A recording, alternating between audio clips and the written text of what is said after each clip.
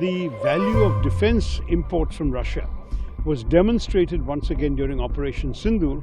This is not something to be taken lightly. It's an important relationship. मेरे नेताओं को नहीं बुलाया जाए और मुझे बुलाया जाए तो जाहिर सी बात है कि हमें भी समझना चाहिए कि क्यों खेल हो रहा है और कौन ये खेल कर रहा है. हमें उस खेल का हिस्सा नहीं बनना चाहिए. अपनी अपनी अंतरात्मा है. It's hugely significant. First of all, the relationship is a very important relationship, which has been for a long time. But in particular, in today's rather turbulent world, where so many relationships have become uncertain, it becomes important to shore up the ones we have. And I think no one should misunderstand that this will affect relationships with other countries, because India has the capacity to have independent relationships with different governments. We are a nation that has always believed in sovereign autonomy, and our autonomy to decide our friendships, our partnerships and our national interests is something that's very encoded in our DNA. Secondly, I will say that the value of Russian friendship is something that has been proven in recent years in particularly two domains.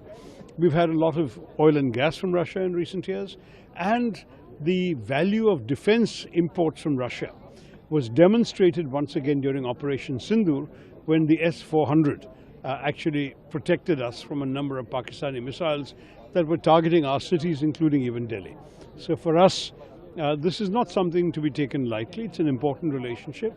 I believe there's been a number of discussions that may culminate in some agreements. We'll find out tomorrow. But my own feeling is that if those agreements come through, that's part of strengthening a vital relationship, which in my mind does not come at the expense of relations with America or China or anybody else. We will have our independent relationships with all these countries, including Russia.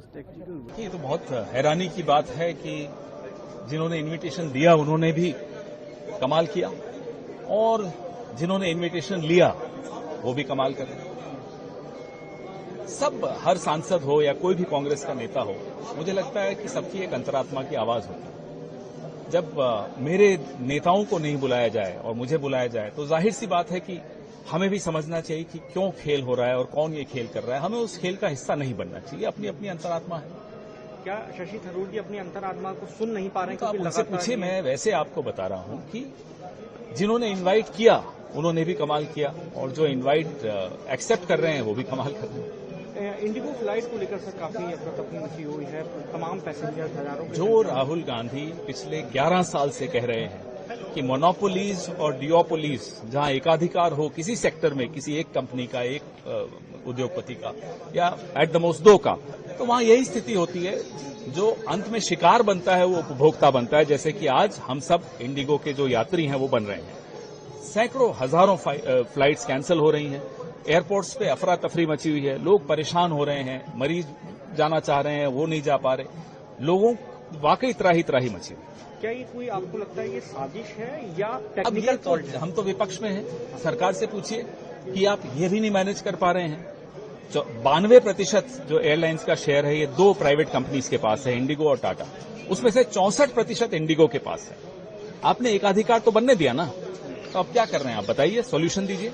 सुरक्षा, जो यात्रियों की सुरक्षा के लिए नई guidelines आई थी Ahmedabad air disaster के बाद, आज वो गाइडलाइंस दबाव में आकर वापस लेनी पड़ी सरकार को. एक कंपनी के आगे घुटने टेक देना सरकार को क्या शोभा देता है?